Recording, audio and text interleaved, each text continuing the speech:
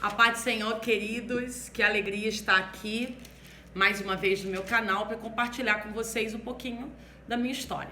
Eu tenho feito algumas gravações no Facebook e ao longo do tempo eu tenho deixado esse canal um pouquinho desatualizado, então a partir de agora nós vamos começar a movimentar esse canal. Vamos ter várias novidades, eu tenho certeza que Deus falará ao seu coração. Eu quero deixar para a meditação de vocês nessa tarde Salmo 24, versículo 4, Salmo 23, versículo 4, diz assim: ainda que eu andasse pelo vale da sombra da morte, não temerias mal algum, porque tu estás comigo, e a tua vara e o teu cajado me consolam. Eu gosto muito desse texto e ele tem uma importância muito especial na minha vida, porque foi através dessa palavra que eu tive a minha primeira experiência em ouvir a voz do Senhor. No dia 3 de outubro de 1993, eu estava dentro de um carro na Avenida Automóvel Clube, no Rio de Janeiro, e no bairro, se eu não me engano ali, eu não sei se é em Engenho da Rainha ou em Arruma, mas aquele percurso, e o carro em que eu estava bateu a 140 por hora.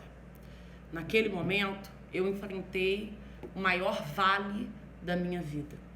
Eu não sei quais são os vales que você enfrenta ou que você já tenha enfrentado.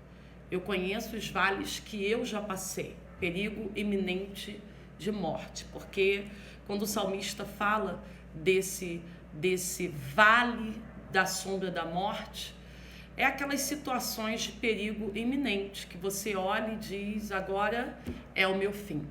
Eu achei, naquela madrugada, às 3 horas da manhã, que eu estava passando por uma situação de morte, porque eu olhei para o lado, um noivo morto. Eu olhei para trás, minha mãe, meu irmão e um amigo aparentemente desacordado e mortos. Mas quando eu me despertei, eu ouvi uma voz inconfundível, porém eu não conseguia identificar como a voz do Senhor. Porque eu nunca tinha tido uma experiência semelhante a essa, de ouvir diretamente a voz de Deus. Um mês atrás desse dia, do dia 3 de outubro, eu estava no comércio da minha tia sentada e um servo de Deus chegou até a mim e disse: jovem, você sabe como é perigoso ler a palavra de Deus e não obedecer a sua palavra? Eu fiquei um pouco atônita, porque eu estava com um exemplar da Bíblia Sagrada na minha mão e eu estava com uma vestimenta inadequada e eu me senti envergonhada naquele momento e indigna. Eu pensava que eu não podia estar com o exemplar lendo, porque eu não servia a Deus. E quando aquela palavra ecoou no meu ouvido, eu senti temor e tremor, e eu reconheci o peso da palavra, que eu precisava não só ser uma leitora, mas uma praticante dessa palavra, já que eu cria, então eu tinha que praticar aquilo que estava contido de Gênesis e Apocalipse. Existem centenas de jovens, adolescentes, assim como eu era, que estão vivendo uma situação semelhante, que são leitores da Bíblia, frequentadores de igreja, mas que não têm compromisso com o Senhor. Acorde enquanto é tempo, desperte enquanto é tempo, porque Jesus está voltando. Eu tive uma oportunidade, uma chance e ele disse naquela noite: os seus dias no mundo estão contados. Deus vai permitir que algo aconteça na tua vida e você não vai chegar ao casamento. Eu achei que aquele homem, o final da fala dele me chocou, porque faltavam 3 meses para o meu casamento. E eu pensei, gente, 3 meses 3 meses, eu não vou me casar, esse homem deve estar louco. O início da fala agradou, porque tem coisas que Deus usa profetas, Deus usa homens e mulheres de Deus, que a princípio a gente só quer agregar, só quer pegar parte daquilo que está sendo ministrado, né?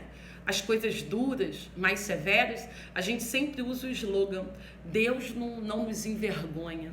E a gente não encontra isso na Bíblia Sagrada. Nós encontramos inúmeras vezes que Deus usa profetas, homens de Deus, para advertir, para corrigir, para tratar de Israel em tempo de rebeldia. Então essa história de que Deus não usa profeta para falar conosco, para nos advertir em público, isso não é bíblico, porque Deus fala conosco da maneira que Ele quer. Ele é Deus e Ele continua sendo Senhor. Então eu louvo a Deus porque naquele momento, no ato do acidente, quando eu escutei a voz do Senhor, eu entendi que quem estava falando comigo não era um homem, não era alguém dessa terra. A voz era firme, mas ao mesmo tempo suave. E a presença dele invadiu aquele cenário de morte. Noivo, ao meu lado esquerdo, morto instantaneamente. Eu poderia ter sentido pavor, medo, mas eu sentia a minha alma se anestesiando, sabe? Um refrigério, uma paz indescritível. E naquele momento, o Pai falou comigo: filha, ainda que tu andasse pelo vale da sombra da morte, não temas mal algum, porque eu, Senhor, estou contigo, a minha vara e o meu cajado te consolam. Eu conhecia esse texto porque foi o primeiro capítulo bíblico que foi apresentado a mim na minha infância pelo meu avô, que era cristão, José Benedito Antônio, um homem de Deus. Me apresentou a palavra, porém eu não tive uma infância, uma adolescência na presença do Senhor. Então, naquele momento, Deus me trouxe para o seu aprisco, Deus me trouxe para a sua presença. O dia trágico, mas ao mesmo tempo tão precioso. Porque receber a alegria da salvação é algo indescritível. Ter a presença de Deus na nossa vida é algo insubstituível. Então, nessa tarde, em rápidas palavras, porque eu quero fragmentar, para não ter um vídeo muito longo no YouTube, eu quero fragmentar parte do meu testemunho, falar por parte, mas eu vim para Cristo em um vale de sombra e de morte. Mas o Senhor me livrou, o Senhor me deu uma oportunidade de conhecê-lo, de servi-lo, porque eu era frequentadora de igreja, sabe? Aquela adolescente que sai e volta, vai no culto de domingo, vai no culto de terça em Irajá, na pastora Júlia, vai visitar a igreja de um amigo, vai na igreja batista, outra hora vai na Assembleia de Deus, porque a minha família ela tem pessoas da Universal, da Batista, da Assembleia, da Quadrangular, nós temos, eu acho que só temos esses. E nós nos respeitamos, sabe? Não importa a denominação, nós falamos a mesma língua porque professamos a mesma fé. E há muito respeito na minha família, mas foi muito precioso e muito importante ter esse encontro com Deus, porque foi justamente a partir desse momento, a partir desse encontro, que houve uma reviravolta na minha vida. No próximo vídeo, eu vou compartilhar com vocês como foi a história de salvação que Deus efetuou na vida do meu irmão. Eu vou contar e vou ler o texto. Ele estava naquele carro, ele morreu minutos depois do meu encontro com Cristo, mas ele teve um encontro com o Salvador antes, porque eu e a minha casa serviremos ao Senhor. Então Deus salvou a minha semente e nós podemos declarar que Jesus Cristo salva. Então eu não sei qual é o seu vale de sombra e morte. Eu só quero te dizer que haverá salvação, haverá livramento, haverá escape, se você escolher invocar pelo nome do Senhor. Que Deus te abençoe, fique com Deus e até o próximo vídeo.